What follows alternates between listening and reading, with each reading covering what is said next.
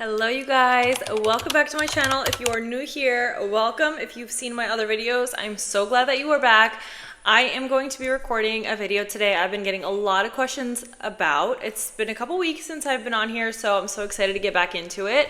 And I have my little microphone here if you guys see my new little addition, so you guys can maybe hear me better. The video is talking about why I stopped fasting as much and why fasting isn't always healing and could be something that's deterring you from seeing results, or if you have period loss, your hormones are out of whack, some things like that. So I'm recording on two videos with you guys here and with you guys here. So if I keep looking at different areas, please do not mind me. I do that in all my videos. We're doing 2 for 1. So anyway, hello you guys. My name is Christina. Like I said, today I want to talk to you guys about something that might surprise you. I do not fast the way I used to anymore. So in fact, I make it more of a priority to eat earlier in the morning, especially for my hormones. Like I said, for years I was fasting. I was doing all the things to think that eating less was more beneficial for me. So I would skip breakfast. I would train fasted. I would push through my hunger and not eat. And always had the mentality that discipline equals results. And yes, for the short term, I definitely saw results. Fasting can lower your insulin. It helps with fat loss. But here are some things that people don't talk about also. And for women especially, women under stress, fasting can become another stressor. So when you're fasting, your cortisol is going to be super high. We already wake up with a super high cortisol in general. So when you're fasting on top of that, and then you add on fasted workouts, it's not smart. It's not smart. So when you wake up in the morning, your cortisol is naturally just its highest. So that's totally normal. And it's your body's way of waking you up. But if you skip your food, if you're drinking coffee, if you're delaying eating for hours, your cortisol is going to keep elevating even higher, which is obviously not good. For me, some of the symptoms that I saw with fasting and doing all the things that I shouldn't really, I started noticing hair thinning, my hands and feet were really cold, anxiety, I was missing my period, waking up at 4 a.m. just randomly in the middle of the night happened a lot. And that wasn't discipline. That was my body asking for more safety because I wasn't treating it right. So women's bodies are extremely sensitive to perceived stress. So if you're under eating, you're overtraining, you're lowering your carbs, you have long-term fasting windows. When you stack those together, your body goes into survival mode, also known as like fight or flight. So when your body doesn't feel safe, it doesn't prioritize ovulation, thyroid conversion, or optimal hormones. It's going to be in a state of stress and high cortisol and literally going out of whack, basically. So what I do now is that I eat within an hour of waking up. Usually it's something simple, scrambled eggs, sunny side up eggs, a couple pieces of bacon, cooked in tallow, bone broth, sometimes ground beef bowls. Like I love all that stuff. Nothing crazy, but it signals to my body that I'm not starving and that I'm safe. So then any little thing can be a big game changer for you. If you're also having period loss, your anxiety, your overtraining, all the symptoms.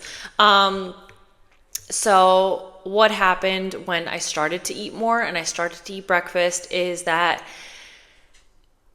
first off, I want to say, fasting isn't bad, okay? This isn't for everybody. This was my experience, so I'm sharing with you guys. Obviously, I'm not a doctor, so take this with a grain of salt, but what happened for me is that my sleep improved. I wasn't waking up in the middle of the night having to go to the bathroom. My energy stabilized. My cravings dropped. I wasn't craving like loads of sugar at night. And then my cycle started to regulate again. So like I said, fasting isn't bad, but chronic fasting combined with stress can definitely be harmful for your body. If you're a woman and you're dealing with your hormone issues, you're missing your period, you have hair loss, you have stubborn fat that you can't lose, or you're just burnt out, sometimes the answer isn't eating less, it's eating sooner and eating more.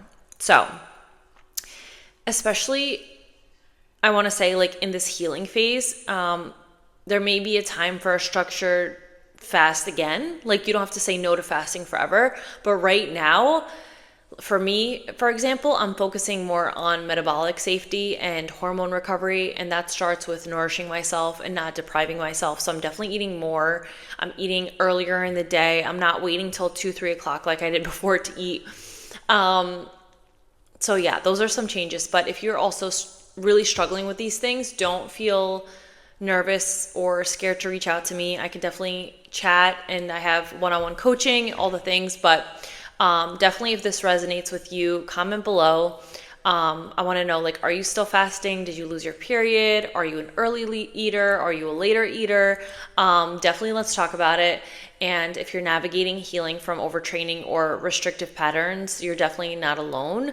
But there's definitely a better way to do it. So I hope this little video was helpful. It was not long at all. Not long, but I figured let's talk about it because this is something that I recently went through, and I feel like a lot of women are going through it as well. And a lot of times with period loss, we want to like blame certain things that are happening or think that something's wrong with you, but it's really your body just saying, like, listen, like, one, maybe you're eating too clean, you're not eating enough carbs, different things like that. And for me, I've been eating carnivore for 3.5 years, and it's one of the best decisions that I've ever made. But recently, within the last year, I've definitely had a lot of like HA symptoms. So I'm not saying all these things are for everybody, and I still love eating carnivore, but I am trying to implement a little bit more carbs in my day, even though I'm not pure no carb. I have raw milk, I have cottage cheese, I have yogurt, things like that, and honey. So I'm definitely having carbs throughout my day, but I'm going to try to up my intake a little bit to see if that helps. So maybe just changing some tweaks into your lifestyle could be a huge game changer. And honestly, cortisol and your metabolic health and focusing on your mindset is one of the best things you can do, because when your nervous system is calm and you feel like that ease, it just, everything starts to fall in place. I was literally living on high cortisol for years, like waking up, working out, drinking caffeine, working out again, not eating. Like, it was like a combustion volcano of high cortisol. I don't even know how I did it for so long. So now we're trying to dial it back in. We're working on our nervous system, we're eating more food, we're working out a lot less, and we're trying to regain our periods and our hormone health and all the things to feel better for now, for the future, and not live a stressful life like that, because who wants to live like that? So anyway, thank you guys for watching this video. I will see you guys soon. I'm going to try to keep doing the weekly vlogs for you guys on specific topics. I know I took a little hiatus for the last like 2 or 3 weeks, but I am back, and thank you guys for watching. I'll see you in on the next video. Bye.